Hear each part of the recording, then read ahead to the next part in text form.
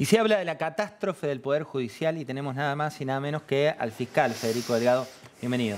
Gracias por invitarme. ¿Por qué catástrofe del Poder Judicial? Me parece que estamos en un estado de crisis judicial que es casi terminal, básicamente porque la justicia tiene un problema muy grave que tiene que ver con que las víctimas no le creen, los imputados no le creen y la sociedad en su conjunto no le cree.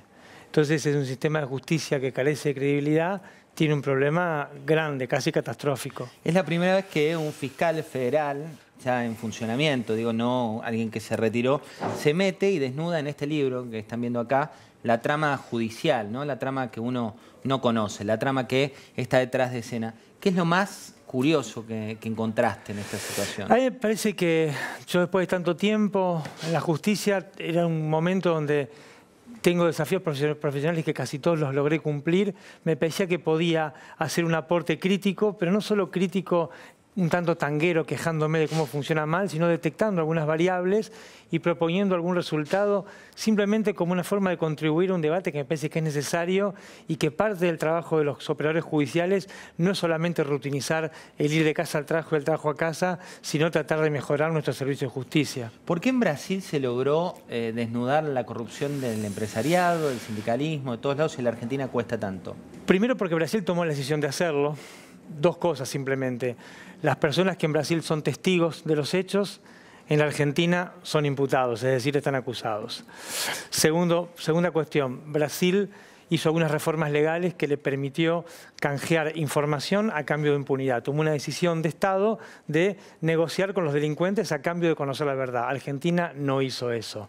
Esas dos pequeñas muestras, sumado al grado de complejidad que tiene nuestro sistema judicial, explica por qué en Brasil, en Colombia, en Perú, la cosa caminó y más o menos los procesos de Odebrecht están conociendo qué, cómo, cuándo y quién coimeó, y nosotros estamos muy, pero muy atrás. Hay que tener en claro que Odebrecht diseñó un esquema de corrupción de alcance global, casi que es un mecanismo de relojería, que incluía un montón de una división de la empresa afectada a eso, un montón de offshores afectadas a esa decisión e incluso manejaban dos bancos. Entonces, ese nivel de articulación requiere algunas decisiones muy profundas que Argentina aún no tomó. En los últimos días, la titular de la Oficina Anticorrupción, Laura Alonso, dijo que era muy probable que el fiscal Delgado cite indagatoria para inhibir bienes, prohibir la salida de Jorge Corcho Rodríguez. Nosotros conseguimos que Uruguay, con mucho esfuerzo, logramos que Uruguay nos brinda una información muy sensible, muy importante, que tiene que ver precisamente con descubrir qué hay detrás de algunas offshores. Es decir, qué personas de carne y hueso están, qué cuentas se movieron, qué cheques entraron, qué cheques salieron y quiénes fueron los funcionarios y los empresarios que manejaron ese dinero. Y en ese esquema estamos trabajando sobre Rodríguez. ¿Se va a avanzar con esta indagatoria? Sí, me imagino que sí. En los próximos días. ¿Cómo sigue esa causa? Digamos? Y eso después, los fiscales piden y los jueces deciden, esa es la mecánica. La Oficina Anticorrupción funciona casi como una fiscalía porque acusa, también pide y los jueces deciden. El juez Casanelo en los próximos días veremos qué decisión toma en general sobre el expediente que él tiene, que es la planta potabilizadora de Berazategui y de la zona norte del conurbano bonaerense de Tigre. Hablando de los jueces deciden, el juez Claudio Bonadío, te denunció por haber tomado testimonio a Leonardo Meirelles. Sí, Leonardo Meirelles es una persona que en Brasil, en Panamá, en Perú es un testigo que firmó un convenio con Brasil a cambio del cual se comprometió a decir la verdad y a ir preso si mentía. En toda Latinoamérica es un testigo, nosotros le tomamos una declaración testimonial, pero el juez Bonadío lo consideró un imputado y lo quiere meter preso.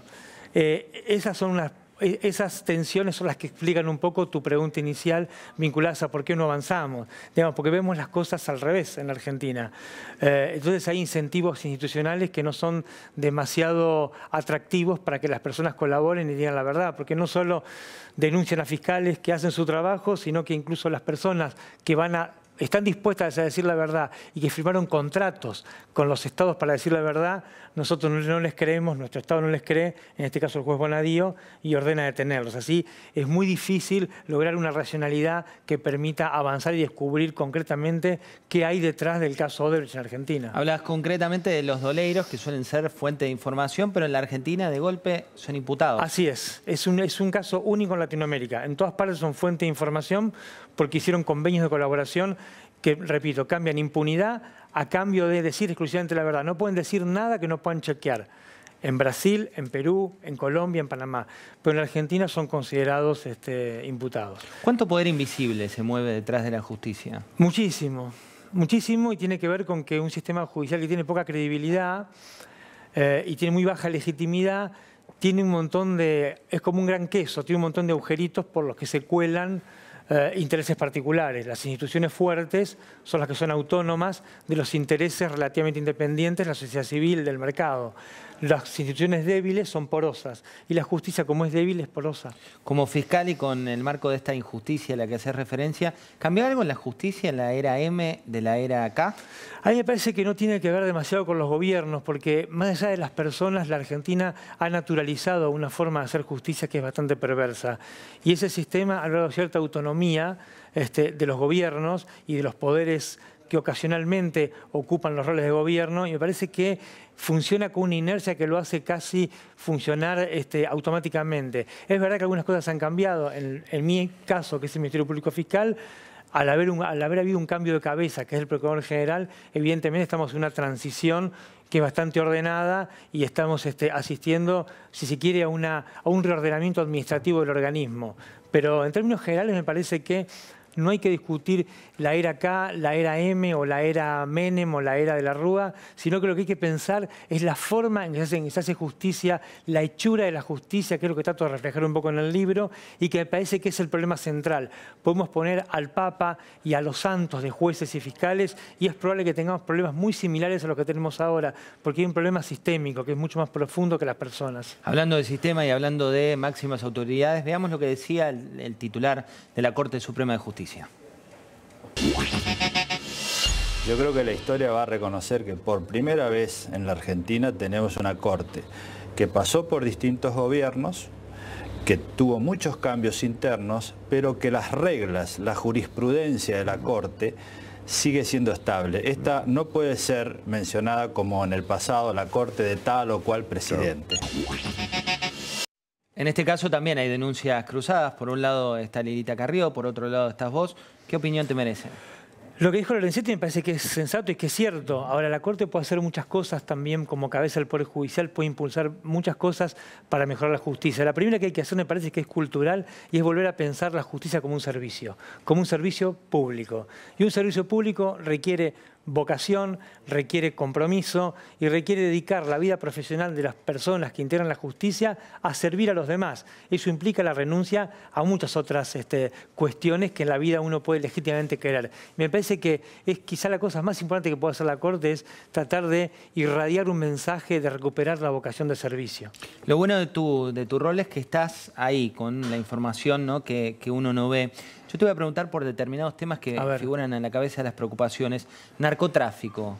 ¿Qué tanto se mejoró? ¿Qué tanto estamos atrasados? En la capital federal, que es donde yo trabajo, digamos, lo que vemos es que el Estado atrapa al pequeño consumidor de drogas, pero no vemos grandes causas de narcotraficantes.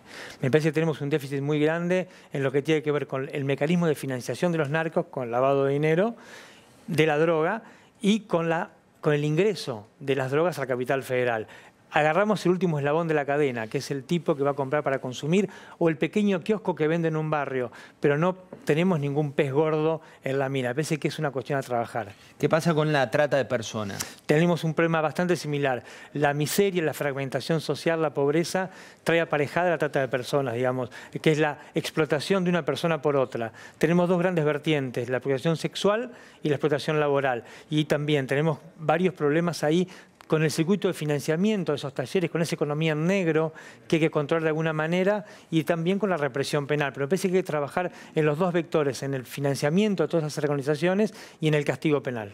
Mundo de los sobornos, ¿no? El mundo de la corrupción privada, de la famosa compliance. Sí, el mundo de los sobornos es el mundo. Digamos, es el mundo que explica, me parece, en términos generales, por qué en la Argentina la regla es la impunidad y no el castigo. Y el soborno no solamente en términos de yo te doy dinero para algo, sino el soborno en un sentido mucho más amplio, ¿no? En los maridajes para conseguir cosas que por ahí en principio no parece que fuesen dinero, pero que tienen que ver con comprar voluntades. Me parece que es el gran desafío de la sociedad argentina es resolver el tema de los sobornos a una escala general, digamos. Los pequeños, lo trabajo en el libro como los pequeños ilegalismos, cómo los ilegalismos formatean nuestra personalidad. Tiene que ver con cruzar el semáforo en rojo, con sobornar a un policía, con comprar a un juez o comprar una licitación. Es una cuestión de hábitos, ¿no? Absolutamente, que es mucho más difícil de erradicar. ¿El lavado de dinero? Y al lado de dinero hemos mejorado bastante lo que tiene que ver con al menos los mecanismos de conseguir información. Está mucho más aceitado el trabajo de la UIF con el Ministerio Público Fiscal, pero el lavado de dinero es un flagelo que atraviesa todo Occidente y ahí nosotros nos debemos una reforma desde la justicia tecnológica y cultural para trabajar acorde a los nuevos tiempos. Nosotros todavía pensamos en bancos del siglo XX o en transacciones del siglo XX y nos falta hacer el salto cultural y tecnológico para adaptarnos a una economía global, transnacionalizada y que funciona de manera articulada con paraísos fiscales, con empresas offshore y donde hay una desterritorialización del capital que hace mucho más difícil atraparlo. La corrupción política y la idea de transparencia, ¿no? Tanto en las campañas como en el detrás de escena, ¿qué tan lejos también estamos? También lejos porque lo que hace falta es luz pública. En las campañas, por ejemplo, tenemos que tomar la decisión qué hacemos con las campañas electorales. O permitimos que las empresas sin límite, pero con claridad, financien las campañas, o hacemos un esquema de financiamiento público, pero no podemos seguir con unas mixturas que lo que hacen es velar lo que realmente pasa. Tenemos sistemas que formalmente parecen perfectos, pero por debajo de eso hay todo un cúmulo de articulaciones y de transacciones que terminan viciando las futuras políticas públicas. Casos de trascendencia nacional, pero también internacional, como el de Enrique Blaxley, el famoso Madoff argentino. Sí. ¿Vos crees que van a surgir nuevos casos de este estilo?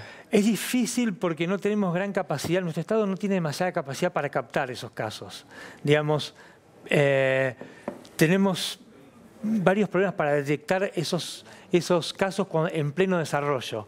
Entonces llegamos demasiado tarde, pero es probable que por el propio formato que está adquiriendo la economía y las prácticas económicas, me parece que generan un caldo de cultivo mucho más favorable para que estos personajes aparezcan con mucho más frecuencia que lo conocemos hasta ahora. Hoy Cristóbal López o de Sousa están alegando persecución política en lugar de persecución judicial o justicia.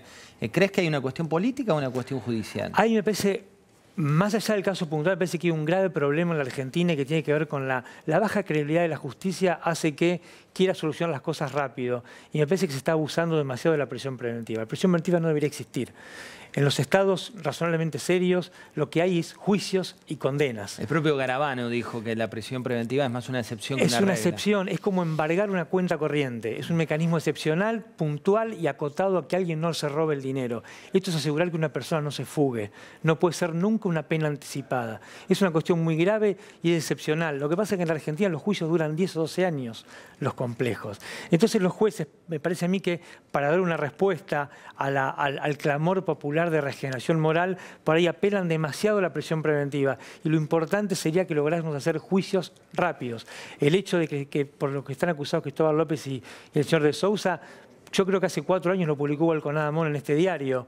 En estos 4 años debería haber habido un juicio y deberíamos conocer si son culpables o inocentes y no estar discutiendo si la prisión preventiva es justa o injusta, porque la prisión preventiva, por definición, es injusta. Es prisión preventiva, es quitar la libertad a alguien preventivamente. Tiene que ser algo obviamente excepcional. ¿Y por qué no se aceleran los tiempos judiciales? Porque hay problemas culturales muy fuertes, hay falta de profesionalización, no hay capacidad para procesar delitos complejos y después la justicia nuestra es una copia del sistema norteamericano, nació para controlar los abusos del Poder Ejecutivo y del Poder Legislativo. Pero nuestra justicia, por un problema que no podemos tratar ahora, pero que se remonta a los orígenes de nuestro Estado nacional, empezó siempre jugando el juego político que debía controlar, ¿se entiende?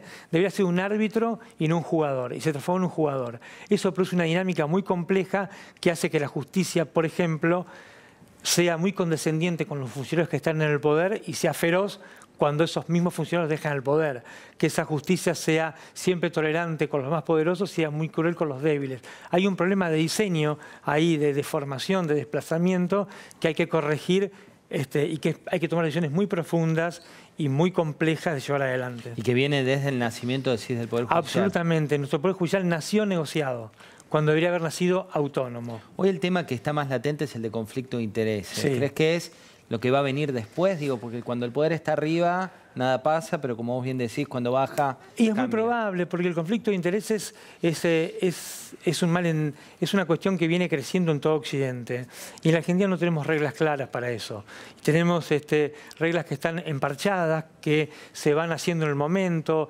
Tenemos prohibiciones, pero tenemos permisos, tenemos dispensas, y es muy difícil lograr que los funcionarios efectivamente cuando llegan al Estado se olviden de su vida privada, se olviden de su vida económica, Cuesta se olviden de cortar sus ahí. amigos, que corten y que se dediquen a la vocación pública. Entonces es muy probable que procesos judiciales que hoy están dormidos algún día despierten, pero no es porque yo sea mago. Esto pasó con Menem, esto pasó con De la Rúa, esto pasó con el kirchnerismo, y yo no veo ninguna razón para la que no pase acá en el futuro.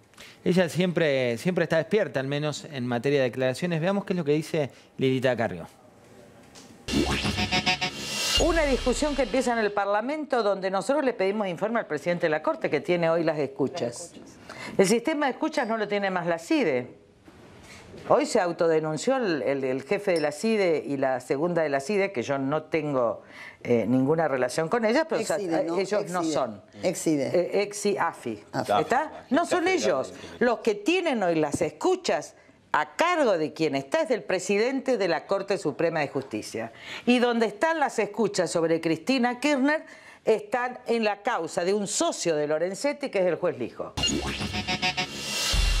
Muchas cuestiones las que plantea Lilita. Pero a mí me parece que el rol de Carrió es saludable, porque Carrió es una diputada que ejerce lo que Weber llamaba el derecho de encuesta. Y los diputados tienen que preguntar, tienen que inquirir, tienen que... Es una fiscal de la política. Exactamente, y ese es parte del rol de los diputados. Lo que pasa es que en la Argentina hay una especie... El Parlamento funciona casi de una manera muy pasiva, de acuerdo a las necesidades de o el Poder Ejecutivo o de alguna contingencia puntual de la política. Pero el rol de Carrió es el rol genuino de un diputado. Funciona como un tábano.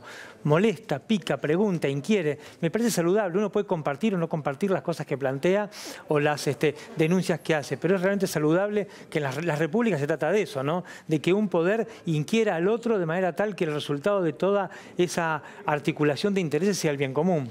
La gente se pregunta, y mucho el detrás de escena de la justicia, ¿no? Y uno de tus capítulos vos hablás de lecciones para destruir una causa. ¿Cuáles son esas lecciones? Y lo que pasa es que en la justicia ahí carece de luz pública, digamos. La justicia teme de luz pública, es un rasgo que también viene desde hace mucho tiempo y que hay que cambiar. Y hay un montón de dispositivos que tienen que ver con el manejo de la ley que permite desde el principio una causa construirla o deshacerla. Uno puede un hecho deshacerlo en pedazos y que al final parezca que se investigó y que no fue un delito, o al revés, puede agarrar algo que tiene un olor a delito, digamos así, y combinar algunos elementos de manera tal de que parezca que eso fue una falta castigada por el Código Penal. Entonces hay un montón de dispositivos que tienen que ver con eso, y yo los presento en el libro, presento las dos cosas: cómo se hace una causa y cómo se deshace una causa. Y me parece que el aporte de eso tiene que ver con llamar la atención y con generar un debate para que haya mecanismos de rendición de cuentas dentro del Poder Judicial, para que la discrecionalidad de jueces y fiscales tenga algún tipo de límite, porque si no pasan estas cosas. Entonces, uno de los rasgos de nuestra justicia es que carece de mecanismos de rendición de cuentas. Nadie sabe cuánto produce un fiscal, cuánto produce un juez, ni cómo lo hace. Recién, hace un par de semanas, conocimos una auditoría que hizo el Consejo de la Magistratura que aún contiene algunos problemas de recolección de datos en términos metodológicos, digamos, dio lo que todos más o menos pensamos que tenía que dar. Entonces, y eso pasa porque no hay mecanismos de rendición de cuentas, y lo que permite que las causas se puedan hacer o deshacer depende del antojo de los operadores. ¿Y por qué decís que en el caso Tevez todo puede fallar? Por el caso Tevez pinta de cabo a rabo cómo nuestras fuerzas de seguridad improvisan. Y en un secuestro extorsivo, cuando había que agarrar a los secuestradores, el helicóptero que iba a atraparlos se quedó sin nafta y se cae. Que ahí es la parte que no se ve, ¿no? La de Que no falta se de ve. presupuesto. Y después o de desidia, Sí. porque había que cargar nafta. Entonces fueron a buscar otro helicóptero y tenía otro problema y también se cae. ¿Cómo terminó? Que los secuestradores se fueron en un auto antiquísimo en los años 80 con el dinero a su casa y los agarraron tiempo después. El ejemplo tiene que ver con, para presentar que a veces no es solo corrupción y no es solo mala voluntad, sino que hay también un componente de desidia que una vez más tiene que ver con la ausencia de rendición de cuentas. La última, hablas de la selva, ¿no? Que la selva también tiene leyes. La selva tiene leyes y tiene leyes que son durísimas y que no son formales, pero que están informalmente institucionalizadas y que el que se corre las paga. Y esas son las leyes que están en todos los órdenes de la vida, pero que no está bueno que funcionen de manera tan fuerte en la justicia, donde se supone que se administra la ley formal que emite el Estado. Se supone, ¿eh? Fiscal Delgado, Injusticia, próximamente, ¿no? Está imperdible. Lo leí, lo empecé a leer y se vuelve adictivo. Así que muchas gracias. Gracias a vos.